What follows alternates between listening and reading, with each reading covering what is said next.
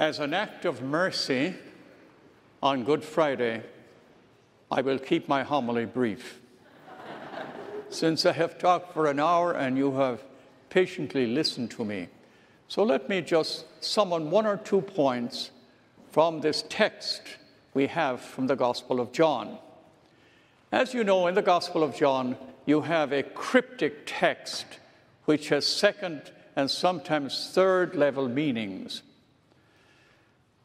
There is much conversation about light and darkness in the Gospel of John. It begins here in chapter 3 in the Gospel of John, where this fellow named Nicodemus, who was a ruler of the Jews, he was a very powerful man. He was rich, he was prominent, he was a leader, a member of the Sanhedrin. And in chapter 3 in the Gospel of John, he says he comes to see Jesus by night. Now, that doesn't mean after dark in the Gospel of John. It means he was in darkness. He had everything that the world could give, and yet he was in darkness. So he came to Jesus by night, which means in darkness. And Jesus said, "You must be born again."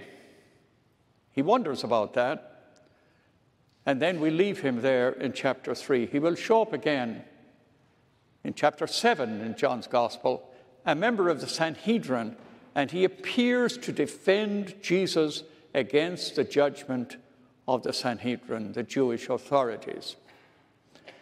He'll show up again here in the text of the Passion, in chapter 19 in the Gospel of John. He shows up, he assists in the burial of Jesus. So he has become a disciple. He was born again from darkness into discipleship, and he becomes a follower of Jesus Christ. Therefore, night becomes a very dominant theme in the Gospel of John. After Judas has betrayed Jesus, and he goes out, he leaves the Last Supper gathering, it says Judas left, and it was night. Means it was darkness. So there is this strong emphasis on darkness.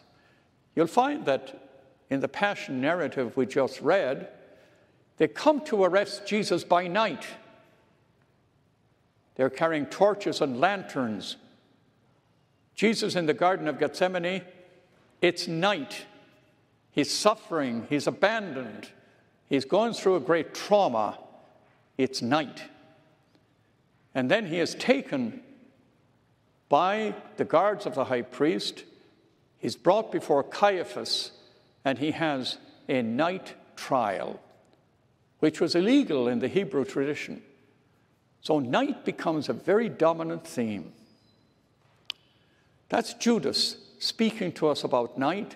It's the Gospel of John revealing to us that our journey begins in darkness. Nicodemus was reborn from darkness into light. Jesus meets us in our darkness. We don't have to enter into light in order to encounter Jesus Christ. We encounter Jesus Christ in our times of darkness. That's what we learn from the passion, death of Jesus Christ. He meets us in our darkness. So keep that in mind.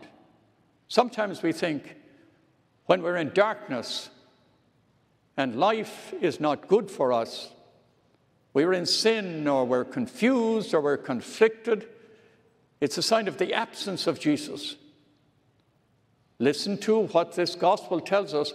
That's when you most become conscious of Jesus Christ, who walked the journey in the passion, death narrative, which we find here in John's Gospel today. So wherever you are in your life, if you're conflicted, you're discouraged, you're uncertain, you're questioning things, darkness is somehow touching even the fringes of your life, that's where you meet Jesus Christ. I have said before, I think, in a homily here, some years ago I was visiting this elderly priest, and I used to visit him. He was cranky, he was a bit out of sorts, but he was a good friend, and I used to go to see him. And each time I was leaving him, I'd say, "John, say something wise to me." Well, he used to drink a little bit, and he said a few things that weren't wise. But on one occasion, he said to me, "Remember this, Clem," he said. "If you want to live more than one life, you must die more than once." I said, "John, I'll remember that." I wrote that down. Do you want to be reborn? Do you want to attach yourself to the power of Jesus Christ? You must die. To what must you die? Whatever seizes you, that which holds you in darkness, whatever discourages you in your life, wherever you hear a voice that says, "You don't qualify, you don't belong," that's where you meet Jesus Christ. When you fall beneath a cross and you fail, when you stand in sin and you wonder about God's love for you, when you find your life empty, meaningless, you're not sure where you're going in your life, this is where Christ meets you.